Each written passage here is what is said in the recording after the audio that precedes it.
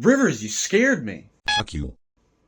The hell, man? Sorry, the current downfall of the United States has me stressed. Yeah, that's fair. I'm actually pretty nervous about it too. I feel like we need to move out of the country.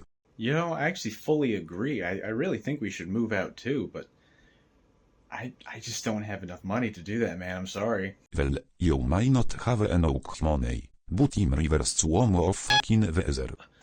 What the hell, man? Be loser. Well, bye, Rivers. I guess. Hi everyone, welcome back to the channel. Ignore the fact that I'm recording in heaven right now, but today I found this topic a while ago and I don't know, just figured I'd make a cool video out of it. Thought it'd be pretty cool since I hadn't really seen anyone talk about this specific thing yet. So I absolutely love music, obviously. I've talked about it in almost all of my videos, even though I only have 3. And one of my favorite things about music is just exploring and finding a bunch of different bands and artists to check out and listen to. And that's one of the reasons why metal is my favorite. One of the things that metal is known for is the surplus of subgenres that exist. And I really like that because it just gives me so much music to listen to, especially because metalheads and just really how metal is designed as a whole, the size of the band literally does not matter at all. Like, the amount of times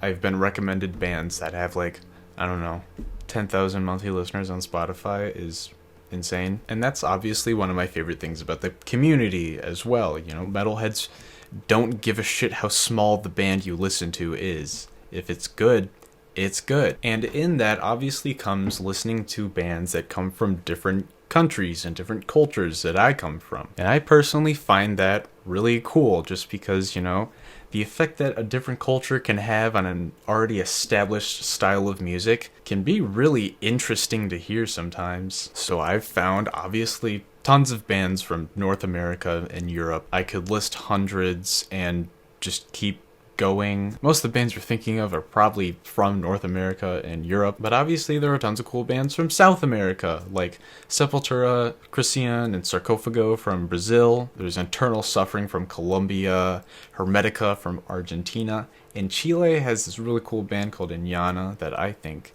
is really sick. Asia has a ton of bands, specifically Japan. Japan is just... there's a lot of bands from there. Intestimalism, Coffins, Abbott, Abigail, Blunt Force Trauma, Viscera Infest, Psy, just to name a bunch from Japan. Singapore has Wormrot and Impiety, and India has Kapala. Australia, or Oceania, whatever you want to refer to it as, has a ton of bands as well, obviously. Like Psychroptic, Sadistic Execution, Mortification, Disembowelment, Bestial Warlust, Destroyer 666, all from Australia, Alien Weaponry, and one of my personal favorites, Ulcerate from New Zealand. And also Indonesia has the one and only Burger Kill. Oh yeah. And also Africa has some pretty cool bands. First off, Arkan Asrafakor? Probably butchered that because I'm just some white guy from Michigan, but they are from Togo. They have some really cool and interesting folk elements that they would implement into their music, and I think that's really freaking sick. Botswana has a really bumpin' metal scene with bands like Overthrust and Skinflint. South Africa has the one band that has a lot of letters. Here's their logo. If you're interested in any other bands from Africa that you might find interesting to check out, I would go watch Metal and Coffee. She has a lot of really solid recommendations and multiple videos talking about bands from Africa. Also, if you like post-metal, like that's your thing, I would check her out. She's got some good stuff regarding that as well. But there's one continent that I obviously have not mentioned any bands from. It's the one that's really cold. It's got penguins. And Metallica has played there, actually. And Gwar was allegedly imprisoned there. It's Gwar, I'm just gonna trust them. And that's obviously Antarctica, you know? The icy, wintry tundra. There's obviously not really people living there besides scientists. Like, there's not really a civilization or culture that's been established in Antarctica hence why there's not really any music coming out of there. You know, this is all a given. I don't really have to say this. Except you're wrong. Because there is a metal band from Antarctica. I was just doing research, you know, just looking around. Maybe there's a metal band from Antarctica. And I looked up metal band from Antarctica. And there is, in fact, a metal band from Antarctica. Now, obviously, it wasn't formed by anyone native to Antarctica because, as far as I'm aware, there's no one really native to Antarctica, at least right now. So, I mean, in terms of Antarctic and metal bands, I think this is the best we're gonna get. But, I mean, it's still pretty cool to say the least. But the metal band I'm referring to is called Nano, Cyborg, Uber Holocaust. Now, most people that hear that probably think, oh, that's a crazy name, but, you know, I could probably spell it. Well, hate to throw a little wrench in that plan, but here's how it's spelled. Now, for brevity's sake, I'm just gonna refer to Nano, Cyborg, Uber Holocaust as Nano Cyborg. Maybe even Cyborg if I'm feeling extra lazy during the sentence that I'm saying, but I'm just gonna refer to it as Nano Cyborg just because, it's a long name. But the beginning of Nano Cyborg sees two scientists that were stationed in the same base that happened to find out that they had similar tastes in music as well as a similar taste in instrument. They were both bassists. Not only that, but they were both experienced bassists who also happened to have their instruments with them as well as, you know, amplifiers and stuff. Obviously, when you're down there, there's probably not much to do. I'd imagine they probably did have some forms of entertainment, probably TVs, I'd imagine, card games, board games, all that jazz. They probably do have internet as well, considering it's a science base. I don't know what I'm talking about. But, I mean, when you're there, you're probably going to be there for a while, so you may as well do something with the time. And this obviously led them to form the band. Now, the genre that the band falls under is not your typical metal genre. They would describe their sound as ambient, cosmic, extreme funeral drone doom metal. Now, only a couple of these are actual, like, genre terms. Most of them are kind of more descriptors for the music that you would be hearing. Most notably, ambient, cosmic, and extreme. Now, extreme metal is a genre, but it's more of a broad term referring to the more extreme side of the metal genre, like death and black metal. So while, yeah, it is kind of a genre, it's not really. Funeral doom metal is a genre, which in order to explain it, I'll need to explain doom metal. Doom metal essentially takes heavy metal and really slows down the tempo, has a more foreboding atmosphere, as well as pained sounding lyrics, as well as pained vocals. Some of the biggest doom metal bands are bands like Candlemass, Pentagram, Trouble, and St. Vitus. Funeral doom metal really just takes the traits of doom metal and just brings it up to 100. It's extra slow, it's extra pained. They just really slow it down for this genre. And drone metal is another genre of metal, arguably a genre of doom metal, but it kind of takes inspiration from other parts of music, most notably drone music, obviously. Drone metal is very ambient, it's very open in terms of there's just not much going on. But essentially, drone metal is just open soundscapes with just long, sustained chords. A lot of the time, there really isn't even a rhythm section, or at least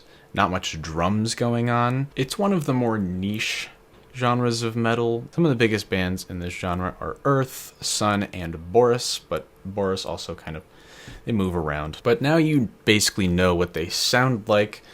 Let's get more into the actual lore of the band, because this band is pretty interesting. Now, the two members of Nano Cyborg go by the name of Dark Dude and Wava Nova. This obviously is not their real names, more so their stage names. And on their website, which I would recommend scrolling through, it's pretty interesting to see. They have a list of influences, which is the strangest list of influences I could possibly think of. Starting with Dragon Force, which is just kind of the complete opposite of the music that they make sonically. Just insane speed, which is the main reason why I found it funny that they listed them. But they also have Earth, Merzbow, Sun, Nine Inch Nails, and Brian Eno, which I find pretty fitting, especially Earth and Sun, considering that they are drone metal bands. But Nine Inch Nails and Merzbow, might be mispronouncing that. I've not listened to very much of their music. I'm sorry. But they make sense to me just because, you know, they take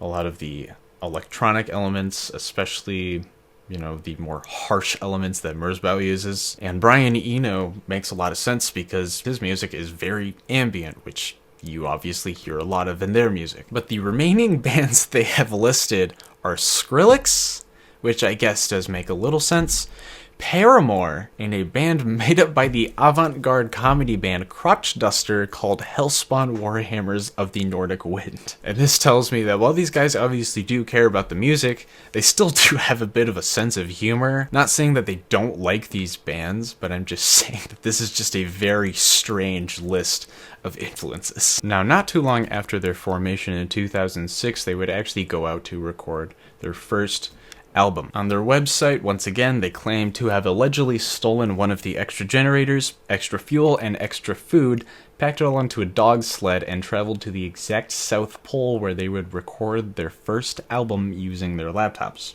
In an interview they apparently did, both members would claim that the icy climate that they were obviously surrounded by had a noticeable effect on the recording sound due to the freezing winds and negative temperatures. Now, just as a side note, I did a little bit of research to try and find this alleged interview that they did, but I could not really find anything other than what looked like maybe a deep dive into the band on Rate Your Music that showed up as a 404 when I clicked on it. If anyone can find anything on that, I would actually really appreciate it. I would find that pretty interesting to watch. But since their formation, the duo have released what I believe to be 13 albums, 1 EP, and 3 singles, which all have a running time of multiple hours as of recording this. Now, they also have an official YouTube channel where obviously all their music is uploaded to.